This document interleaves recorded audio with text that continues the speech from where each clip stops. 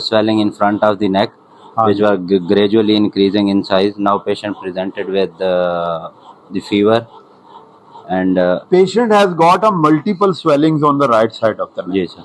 ठीक है. Along with that, there is a thyroid enlargement. Okay. Yes. Biopsy proven case of follicular neoplasm. Yes. What is your plan? Sir plan सबसे पहले stage करेंगे CT scan. Staging कैसे? Sir CT scan head neck chest. ठीक है. CT scan आपने head neck और chest कर लिया, करा लिया आपने कि नहीं? हो गया कि नहीं? देखें ये सीटी है, अल्ट्रासाउंड है? ये सर बायोप्सी हुई है. ये बायोप्सी हुई है. अच्छा, बायोप्सी भी करवाएंगे? जी सर. किसकी बायोप्सी करवाई है आपने? सर लिम्फ नोड की हुई है, एक्सीजनल बायोप्सी जो हमारे पास. ये लिखा हुआ है right cervical lymph node biopsy, cyst lined by thyroid follicular cells. Yes. अगर आपने एक लिम्फ नोड निकाला है और उसमें थायराइड सेल आ जाते हैं तो इसका क्या मतलब है? सर लिम्फ नोड मेटास्टेसिस है फ्रॉम द इसका थायराइड. मतलब है कि थायराइड से लिम्फ नोड ने मेटास्टेसाइज किया हुआ है. तो what does it mean? Sir locally advance तो है, साथ हम स्टेजिंग कराएंगे. इसका मतलब ये है कि he has got a thyroid cancer. जी. Is it a follicular cancer? क्या, कौन सा कैंसर होगा? मोस्ट लाइकली पेपिलरी है, क्योंकि सर वैसे ज्यादातर ये पेपिलरी होते हैं, लेकिन जो रिपोर्ट है वो फॉलिकुलर की है. फॉलिकुलर की एक वैरायटी है Hurthle, that can cause the lymph nodes like this. क्योंकि फॉलिकुलर की जो स्प्रेड है that is hematogenous, not the by the lymphatics. लेकिन इसका करेंगे क्या आप ये बताओ. सर नेक डायसेक्शन है. Neck dissection. Okay, you are going for the neck dissection. क्या क्या बताना है मरीज को? मुझे बताओ, मेरा भांजा लगता है मेरा, मुझे बताओ क्या करना है आपको. सर हम सर्जरी प्लान कर रहे हैं, तो इसमें कुछ अहम स्ट्रक्चर हैं जो डैमेज हो सकते हैं. कितनी देर की सर्जरी है डॉक्टर साहब? कम से कम 5 से 6 घंटे. 5 से 6 घंटे की. लास्ट टाइम जो हमने किया था इट टुक 7 आवर्स. ठीक है. अच्छा, फिर कौन कौन से अहम स्ट्रक्चर हैं डॉक्टर साहब जो डैमेज? स्पेशली ब्लड वेसल्स हैं, वो डैमेज. ब्लड वेसल कौन सी हैं? सर इंटरनल कैरोटिड है कुछ. उसको क्या होता है? इंटरनल कैरोटिड तो पड़ी हुई है, पड़ी रहे. आपने तो लिम्फ नोड निकालने हैं. इंटरनल जुगुलर और एक्सटर्नल जुगुलर वेन्स. इंटरनल और एक्सटर्नल बेसिकली जुगुलर वेन्स हैं जिनके साथ बाज़ दफा इन्वॉल्व होती है. And you need to this some time take out the jugular vein as well along with that. उसके क्या नुकसान होते हैं देने के? सर हेडेक हो सकता है अगर इंटरनल जुगुलर हम वो करें, और एडिमा हो सकता है. नहीं, वो तो बाद में होगा, फौरी तौर पे भी कुछ होता है.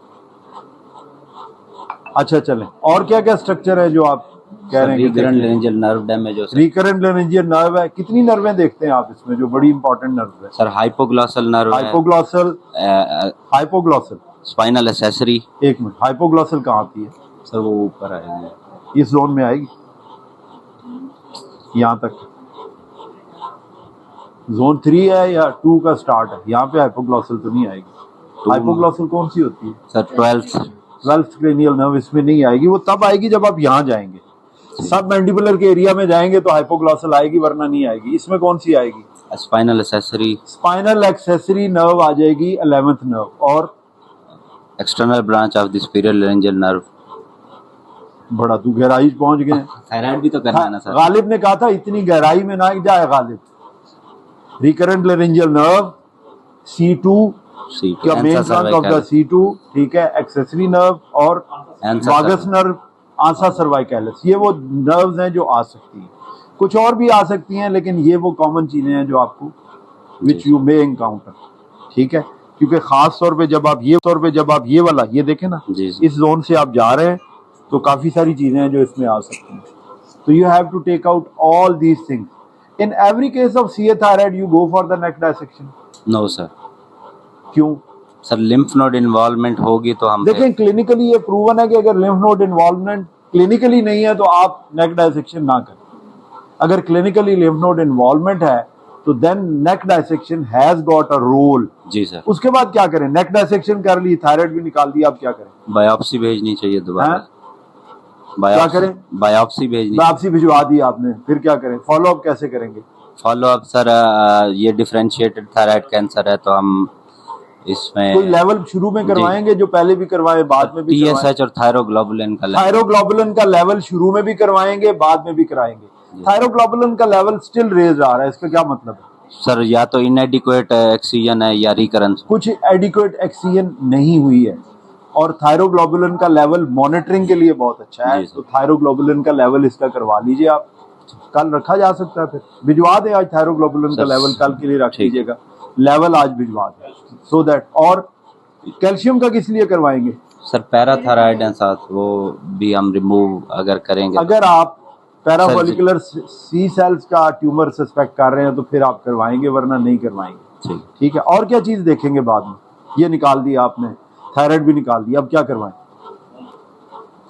सर थायराइड स्कैन कराएंगे, उसके बाद टोटल बॉडी स्कैन करवाएंगे। क्या देखना चाहते हैं? सर रेमनेंट देखना चाहते हैं टिश्यू हाँ। का, नेक में भी, और अगर नेक में अगर रेमिनेंट हो तो क्या करें पहले? सर पहले TSH का लेवल है जो हमने थायराइड हंगर कराना। नंबर 1 सबसे पहले हमें TSH का लेवल हाई चाहिए, उसका लेवल हाई रहे, क्या करें? सर उसमें थायरॉक्सिन नहीं देनी पेशेंट को। बेसिकली ये कि ऑपरेशन करने के बाद थायरॉक्सिन पे नहीं डालना जब तक रिपोर्ट नहीं आ जाती। थायराइड। रिपोर्ट हमारे पास पहले ही आई हुई है तो आपने नहीं देनी। फिर आपने टोटल बॉडी स्कैन करवाया, जी सर। यहाँ पे नेक में थायराइड टिश्यू बचा हुआ है, फिर क्या करें?